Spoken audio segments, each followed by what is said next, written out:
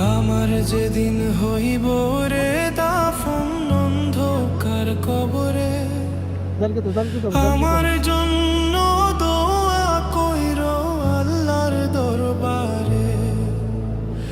আমার যেদিন হইব রে দাফন অন্ধকার কবরে, আমার জন্য দোয়া কইরো আল্লাহর দরবারে। আমায় ধীরে ধীরে কবরে শোয়াইও রে, আমি